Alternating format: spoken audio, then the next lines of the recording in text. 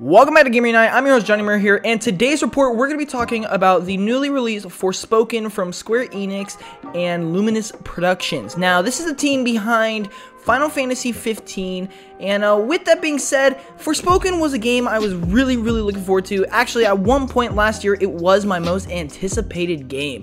I loved the initial reveal trailer for the game back in like 2020, and I've really been keeping up to date ever since, and I've been awaiting this game's release, and well, it's finally out after multiple delays and multiple years of waiting, and it didn't exactly wow me, and it didn't exactly live up to expectations. As a matter of fact, it ended up being the opposite of that, and we're going to talk about that today here on G.A.M.E.R Unite. So if you guys love gaming, if you guys want to talk about games and just have a passion for it, no matter what platform you're on, genres you like, consider clicking that subscribe button, because that is what we love doing here on the channel. With that being said, let's talk about Forspoken.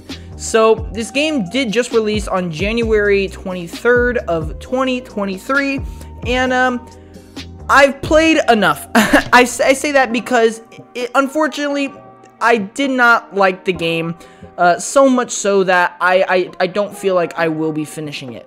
I got through 5 chapters and I really just wasn't feeling it. Now, I will say, I did end up coming back to it just to give it maybe a second chance. I still just, I couldn't get on board with it, which is a real shame, because leading into the game, the advertisement and the marketing for it, the parkour looked so awesome, the combat looked legit, the story seemed really interesting, and visually it looked stunning. Well, with the actual game, I found the combat to be interesting. Just really, it just got boring pretty quickly, and it really just, it was so slow. It takes you so long to unlock everything. Like, through 5 chapters, you don't even have melee yet, and I'm just like, yeah, it's just really unengaging for so long. The story was, again, I really liked the premise of the story for Forspoken. It's just the cutscenes and the actual execution of it just left so much to be desired. It was just underwhelming. There wasn't enough. It just was really unfocused is the problem. There were some cutscenes that were mainly driven by the main plot of the game, and those were good, but then there was like 20 other cutscenes that meant absolutely nothing towards the overall plot, and ended up just kind of being useless.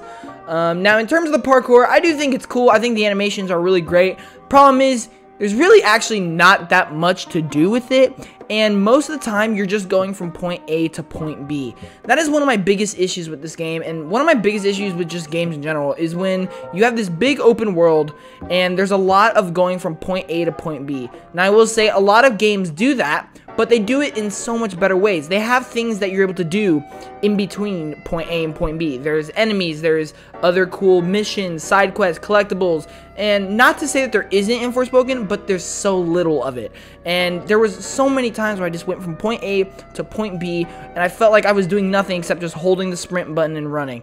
And I just really found it so boring.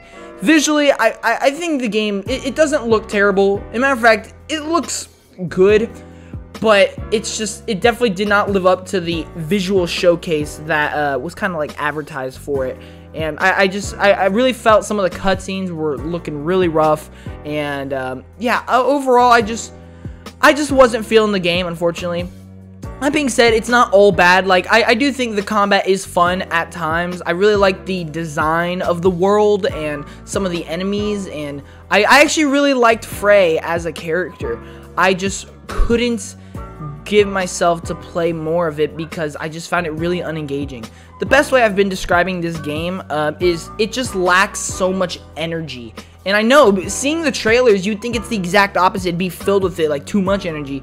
But no, I just really felt like it was so slow. After every cutscene, it was just so like dead. Like, you just hear cricket noises like forever, man. And there's just not enough going on to the point where it's engaging. It gets really boring and underwhelming really quickly. Now, I know there are some people that have actually been liking the game, and I'm really happy for it. I don't wish the game bad in any way. Matter of fact, I wish it good. For me, I couldn't get into it, and I'm extremely disappointed. But it has been getting mixed reviews. Critics were mixed on it. The user scores. I just see so many mixed opinions on social media, but. My recommendation, if you guys love Square Enix games, if you guys love Final Fantasy games, I would recommend giving it a try, because it is a very unique game, and there is so much potential here to be a really great game. For me, it just didn't hit the mark for me.